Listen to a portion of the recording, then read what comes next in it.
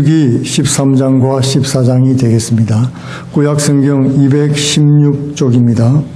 구약성경 216쪽 제가 부분적으로 뽑아서 봉독해 드리도록 하겠습니다. 민수기 13장과 14장 13장 1절부터 읽겠습니다. 여호와께서 모세에게 일러 가라사대 사람을 보내어 내가 이스라엘 자손에게 주는 가나안 땅을 탐지하게 하되 그 종족의 각 지파 중에서 족장된 자 한 사람씩 보내라. 그리고 13장 25일 40일 동안의 땅을 탐지하기를 마치고 돌아와 바란 광야 가데스에 이르러 모세와 아론과 이스라엘 자손의 온 회중에게 나와 그들에게 회보하고 그 땅 실과를 보이고 모세에게 보고하여 가로되 당신이 우리를 보낸 땅에 간적 과연 젖과 꿀이 그 땅에 흐르고 이것은 그 땅의 실과니이다. 그러나 그 땅 거민은 강하고 성읍은 견고하고 심히 클 뿐 아니라 거기서 아낙 자손을 보았으며 아말렉인은 남방 땅에 거하고 헤딘과 여부스인과 아모리인은 산지에 거하고 가나안인은 해변과 요단가에 거하더이다. 갈렙이 모세 앞에 백성을 안돈시켜 가로되 우리가 곧 올라가서 그 땅을 취하자 능히 이기리라 하나 그와 함께 올라갔던 사람들은 가로되 우리는 능히 올라가서 그 백성을 치지 못하리라. 그들은 우리보다 강하니라 하고 이스라엘 자손 앞에서 그 탐지한 땅을 악평하여 가로되 우리가 두루 다니며 탐지한 땅은 그 거민을 삼키는 땅이요 거기서 본 모든 백성은 신장이 장대한 자들이며 거기서 또 네피림 후손 아낙 자손 대장부들을 보았나니 우리는 스스로 보기에도 메뚜기 같으니 그들이 보기에도 그와 같을 것이니라. 온 회중이 소리를 높여 부르짖으며 밤새도록 백성이 곡하였더라. 이스라엘 자손이 다 모세와 아론을 원망하며 온 회중이 그들에게 이르되 우리가 애굽 땅에서 죽었거나 이 광야에서 죽었다면 좋았을 것을 어찌하여 여호와가 우리를 그 땅으로 인도하여 칼에 망하게 하려는고 우리가 처자가 사로잡히리니 애굽으로 돌아가는 것이 낫지 아니하랴. 이에 서로 말하되 우리가 한 장관을 세우고 애굽으로 돌아가자 하며 이 땅을 탐지한 자 중에 눈의 아들 여호수아와 여분네 아들 갈렙이 그 옷을 찢고 이스라엘 자손의 온 회중에게 일러 가로되 우리가 두루 다니며 탐지한 땅은 심히 아름다운 땅이라. 여호와께서 우리를 기뻐하시면 우리를 그 땅으로 인도하여 들으시고 그 땅을 우리에게 주시리라. 이는 과연 젖과 꿀이 흐르는 땅이니라. 오직 여호와를 거역하지 말라. 또 그 땅 백성을 두려워하지 말라. 그들은 우리 밥이라. 그들의 보호자는 그들에게서 떠났고 여호와는 우리와 함께 하시느니라. 그들을 두려워하지 말라 하나. 아멘.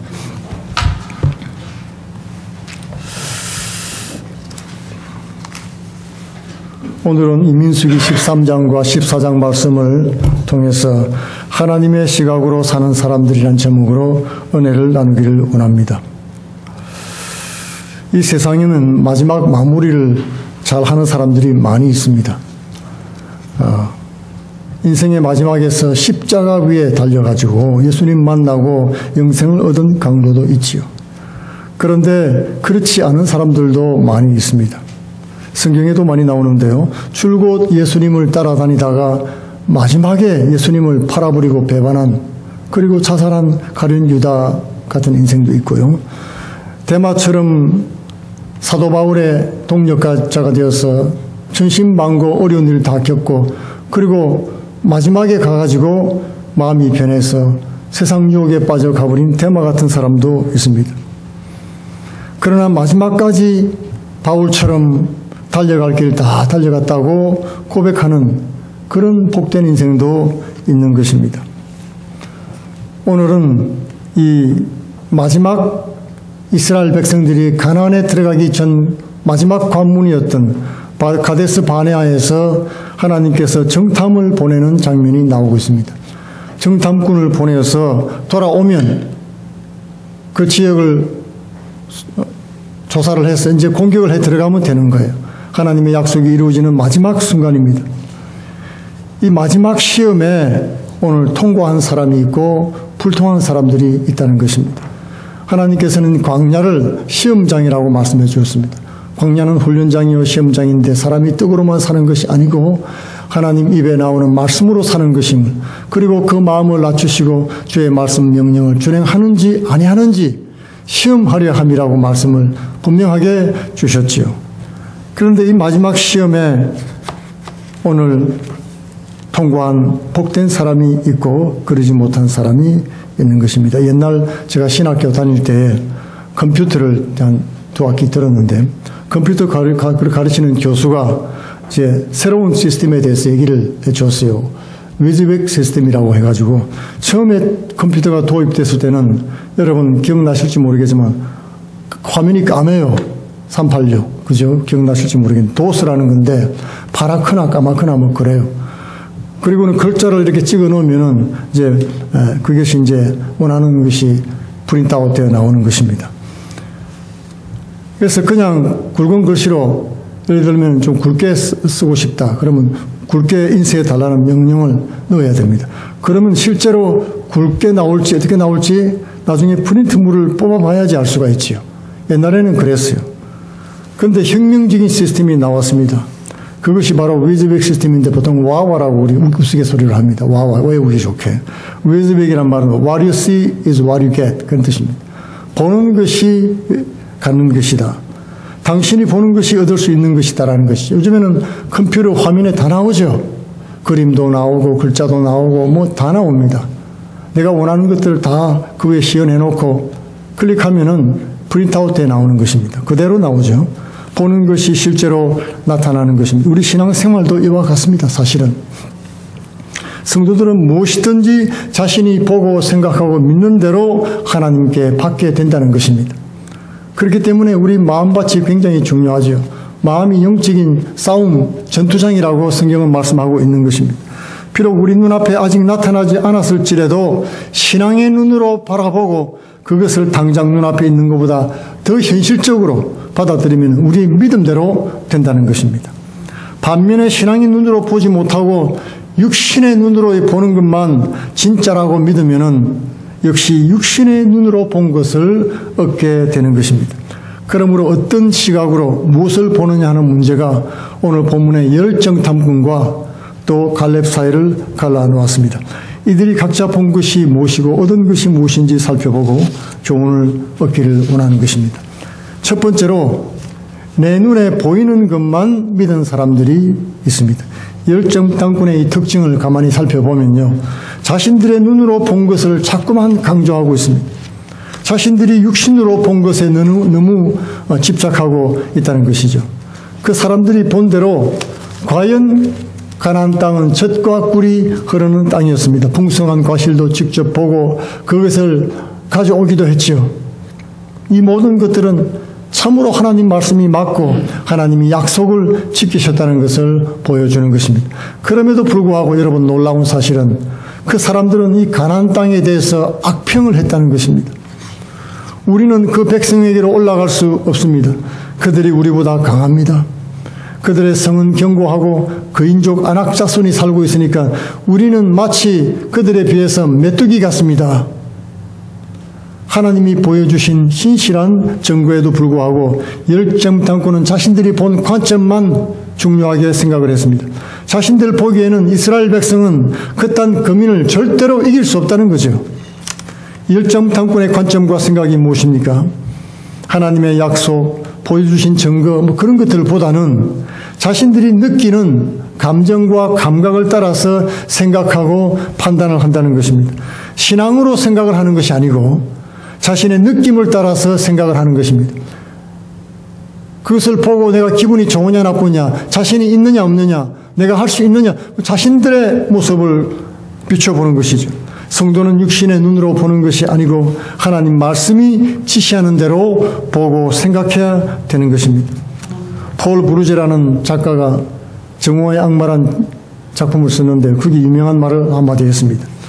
사람이 생각하는 대로 살지 않으면 사는 대로 생각하게 된다는 거죠.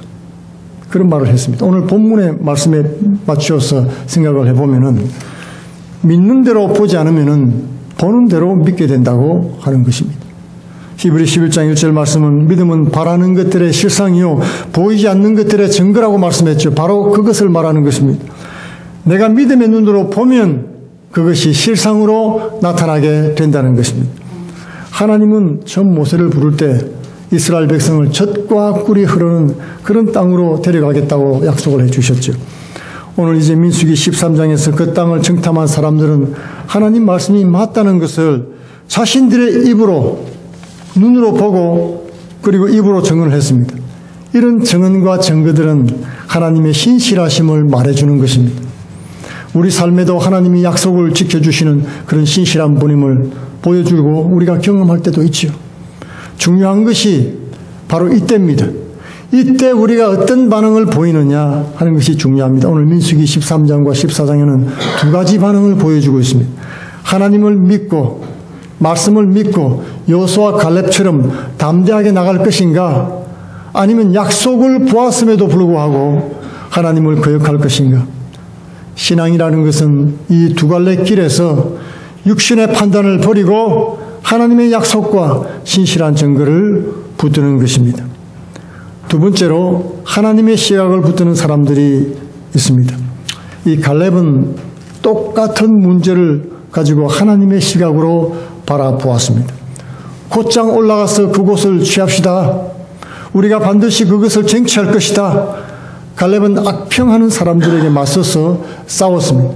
부정적인 말을 하니까 급히 서둘러서 그들 앞에 나서서 그들의 말이 사실이 아니라는 것을 말해주는 것입니다. 하나님의 신실하심을 믿고 굳게 붙잡았습니다. 하나님께서 말씀하신 대로 우리가 두루다니며 정탐한 땅은 과연 아름다운 곳이었습니다. 하나님 말씀이 맞지 않습니까? 만약 하나님께서 우리를 기뻐하시면 그가 우리를 이 땅으로 들어가게 하실 것이고 이 젖과 꿀이 흐르는 이 땅을 우리에게 주실 것입니다. 여호와께서는 우리와 함께 하십니다. 그들을 두려워하지 마시오. 그렇게 권면을 했습니다. 여러분, 갈렙도 물론 다른 정탐꾼들이 본 것들을 다 보았습니다. 높은 산성도 보고 강한 무기로 무장한 그들의 모습도 보았고 철병고도 보았으면 그리고 장대한 사람들도 보았습니다. 그러나 갈렙은 자신이 본 육신의 감각을 따라가지 않았다는 것입니다. 하나님이 보여주신 증거들을 보고 과연 그렇구나. 야, 하나님이 복 주신 땅이구나. 식물도 이렇게 무럭무럭 잘 자라고 사람도 이렇게 건강하고 장성하고 장대하고, 야, 하나님이 말씀하신 대로 젖과 꿀이 흐르는 땅이 맞구나. 하나님이 기뻐하시면 이 땅을 우리에게 주시겠구나. 그토록 말씀해 오시던 땅이 바로 이곳이구나. 그리고는 우리가 하나님 마음에 들기만 하면 반드시 이 땅을 얻을 것이라고 확신했던 것입니다. 여호와 하나님께서 우리를 기뻐하신다면 이런 시각을 가지고 있었기 때문에 다른 사람들과 전혀 다르게 반응을 했던 것입니다. 갈렙은 하나님 마음에 합하기 위해서 하나님 약속에 하신 땅을 악평할 수가 없었습니다. 그렇게 하면은, 악평하면은 하나님의 명성과 그에게 흠집을 내는 일이 안 되겠습니까? 그리고 하나님에게 밉보이는 그런 말과 행동을 했다가는 축복은커녕 자기가 말한 것처럼 되는 저주가 임하게 될 것이기 때문에 그는 이런 방구 절대로 부정적인 행동을 하지 않았던 것입니다. 하나님이 복 주겠다고 데리고 와서 보여주었는데 그것을 불평하고 여러분 악평하는 것은 어리석기 짝이 없는 것입니다. 부모님이 좋은 선물을 주겠다고 약속을 한 후에 시간이 지나서 때가 되어서 그 자녀들에게 데리고 가서 자, 이것이 어떠냐 저것이 어떠냐고 하는데 보는 것마다 불평한다면 그것이 내 것이 되겠습니까, 여러분? 이 정말 좋구나. 아버지께서 나를 위해서 이런 걸 주신다고 하시더니 정말이군요. 그러면서 이게 좋아요, 저게 좋아요, 이것도 좋고 저것도 좋습니다. 이렇게 하는 반응을 해야 되는 것입니다. 그래야 참으로 그 약속이 이루어질 줄로 믿고 믿음으로 행하는 행동이 되는 것이죠. 정탐꾼들의 악평 내용을 들어보면은 전혀 이치에 맞지가 않습니다. 말도 안 되는 소리를 하는 것입니다. 첫째는요, 그 땅은 그 거민을 삼키는 땅이라는 거예요. 여러분, 자신들의 입으로 이 땅이 젖과 꿀이 흐르는 곳이라고 말했습니다. 그런데 이제는 그곳에 살고 있는 사람을 해치는 땅이라는 거예요. 올라가기 싫으니까 핑계거리를 만드는 것입니다. 이 땅에 많은 사람들이 살고 있습니다. 또 그들이 강하다고 보고를 했습니다. 그런데 어떻게 이 땅이 그 주민을 삼키는 저주의 땅이 될 수가 있는 것입니까? 그 땅이 악하면 어떻게 그 많은 사람들이 번성하고 살고 있고 또 건강하게 살 수가 있겠습니까? 이 사람들의 말이 악평인 것은 억지로 우기는 모습 때문인 것입니다. 둘째로 정탐꾼들은 그 땅에 거대한 사람들이 살고 있다고 보고했습니다. 이 말을 강조하기 위해서 노아 홍수 이전에 살았던 고대인인 네피림이 살고 있다. 네피림 후손인 아낙자손이라고 말을 했던 것입니다. 이것은 말도 안 되는 악평인 것입니다. 창세기 6장에 나오는 네피림은 아낙자손과 혈통으로 전혀 연결이 안 됩니다. 네피림은 홍수로 다 전멸하고 말았기 때문에 그 피가 전파되지 않았던 것입니다. 살아있지 않습니다. 그 지인이 전혀 연결이 안 되는 것입니다. 민수기 13장 32절에 보면 네피림 후손 아낙자손 대장부를 보았다는 말을 하는데 이 후손이라는 단어는 원래 원어에는 없는 말이에요. 없습니다. 나타나지 않습니다. 네피림 후손은 존재하지 않는데 없는 것을 마음의 두려움이 들어와서 겁에 질려서 정탐꾼이 과장하고 악평하는 보고를 한 것입니다. 키가 크고 포악한 것처럼 자신들은 메뚜기에 비하면서 아낙자손을 네피림처럼 과장을 한 것입니다. 사실 가나안 땅이 축복의 땅이냐 악한 땅이냐 하는 것은 그 땅에 거주하는 사람과 하나님과의 관계에 달려 있는 것입니다. 땅이 사람을 삼킨다는 그런 말씀은 에스겔 36장에도 나오죠. 에스겔 선지자가 이스라엘 백성이 하나님께 심판받고 멸망당하자 그 주변 이웃 나라들이 말하기를 야, 이 땅은 사람을 삼키는 땅이구나 그렇게 불렀어요. 그러니까 심판을 받고 멸망당했지 그렇게 얘기를 한 것이죠. 그러나 이스라엘이 회복될 때는 다시는 그 땅이 그렇게 불리지 않을 거라고 말씀을 해주신 것입니다. 복된 땅이라고 불릴 것이라는 것입니다. 그 땅이 주민을 삼키느냐 아니느냐 하는 것은 땅이 그런 것이 아니라는 거죠. 풍수지리가 나빠서 그런 것이 절대 아닌 것입니다. 묘자리가 나빠서 그런 것도 아닙니다. 하나님의 뜻과 하나님과의 관계에 달려있다는 것입니다. 하나님과의 관계가 바로 되어 있느냐, 말씀을 순종하느냐 아니하느냐, 그것이 땅이 그 거민을 보호하느냐 토해내느냐인 것입니다. 레위기 18장에는 그 땅 거민이 하나님 보시기에 가정한 일들, 우상숭배, 인신제사, 동성애 같은 일을 행할 때 그 땅이 그들을 토할 것이라고 말씀하셨습니다. 땅이 문제가 아니고 그 안에 있는 사람이 하나님 마음에 드느냐 아니냐의 문제였던 것입니다. 아낙자손에 대한 것도 마찬가지입니다. 적이 아무리 여러분 강하다 해도 육신의 크기가, 육신의 능력이 싸움을 결정하는 것은 아닌 것입니다. 실제로 갈렙은 40년 후에 나이 85세 때 여호수아에게 아낙자손이 사는 산지를 나에게 맡겨달라고 요구를 했던 것입니다. 여호수아 14장 12절에 그곳에는 아낙자손이 있고 그 성읍들은 크고 견고할지라도 여호와께서 나와 함께 하시면 내가 여호와께서 말씀하신 대로 그들을 쫓아내리다. 그리고 갈렙은 그 일을 해냈습니다. 성공한 것입니다. 이스라엘 백성들은 우리가 기록을 볼 때 이 한 세대가 말입니다. 출애굽 세대를 말하죠. 평생에 한 번도 경험하기 힘든 그런 수많은 구원의 기적들을 체험한 사람들이었습니다. 그때마다 감격했지요. 놀랐습니다. 꽹과리를 치고 즐거워하기도 하고 춤추고 찬송하기도 했습니다. 하나님을 높이기도 했습니다. 그러나 결국 그들은 자신들의 관점을 포기하지 않았습니다. 자신들에 관한, 세상에 관한 관점을 붙들었다는 것입니다. 하나님이 약속하신 가나안 땅을 악평하고 말았습니다. 믿음의 눈으로 보지 못하고 자신의 눈과 느낌만을 신뢰하는 사람은 하나님이 주신 비전을 결코 받을 수가 없는 것입니다. 하나님의 은혜를 받을 수가 없습니다. 하나님의 은혜가 없이는 결코 우리는 인생에 성공을 할 수가 없다는 것입니다. 우리 힘으로, 능으로, 우리의 지혜로 우리가 애써서 행하는 그 모든 일들은 우리의 의만 드러낼 뿐인 것입니다. 하나님의 영광과 의는 결코 드러낼 수 없고 실망과 좌절에 빠지고 마는 것입니다. 우리에게는 두 개의 눈이 있습니다. 눈이 두 개 있습니다. 눈앞에 보이는 것만 믿고 신뢰하는 육신의 눈이 있고 믿음으로 하나님의 약속을 바라보는 영적인 눈이 있습니다. 눈을 가지고서도 마땅히 볼 것을 보지 못한 바리새인들에게 주님은 소경이라고 말씀했습니다. 눈은 있는데 못 보는 거예요. 말을 해도 못 알아듣는 거예요. 예수님의 천국 복음을 받지를 못했습니다. 예수님의 메시아인 것을 알지 못했다는 것입니다. 자신들이 가지고 있는 고집, 견해를 끝까지 붙들었기 때문에 예수님을 영접할 수가 없었습니다. 사도 바울이 예수님을 만나자 눈이 멀어버리고 말았습니다. 눈이 멀어버렸습니다. 자신이 소경인 것을 알게 된 것이죠. 그리고 아나니아라는 제자가 와서 안수하자 눈에 비늘 것이 떨어져서 다시 보게 되었다고 기록되고 있습니다. 내 눈에 무슨 비늘 같은 것이 있습니다. 보지 못하게 하는 것이 있습니다. 예수 그리스도를 바라보는 새로운 시각이 주님을 만나자 열리게 되었다는 것입니다. 이전에 가진 시각이 벗겨지기 전에는 새로운 시각이 열리지 않습니다.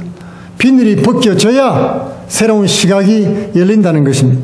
자신의 감각과 경험을 믿는 시각을 버릴 때 하나님의 약속이 믿어지는 하나님의 시각이 열리는 것입니다. 새로운 시각이 열리자 자신이 그렇게 철석같이 진리로 믿었던 유대교, 바리새파, 가문, 족보, 세상 학문, 학파, 이 모든 것이 오물덩어리였다는 것을 고백했던 것입니다.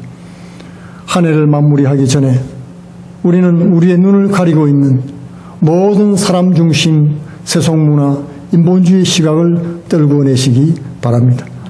그리고 하나님 중심, 말씀 중심, 성령의 새로운 시각으로 한 해를 준비하는 복된 성도 되기를 축원드리겠습니다.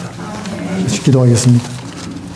살아계신 아버지 하나님, 오늘도 우리와 함께하여 주시고 주님의 뜻을 우리에게 밝혀주시니 감사합니다. 성령으로 우리를 감동하사 말씀에 감동이 있게 하옵시며 생명의 말씀을 통해서 이제 하나님의 뜻을 행하는 복된 삶으로 바뀌게 하옵소서. 우리의 눈을 열어주사 하나님을 바라보게 하옵시며 주의 약속을 바라보게 도와주옵시며 여호수아 갈렙 같은 하나님의 시각으로 살아가는 승리하는 삶이 되게 하여 주옵소서. 예수님 이름으로 기도하옵나이다. 아멘.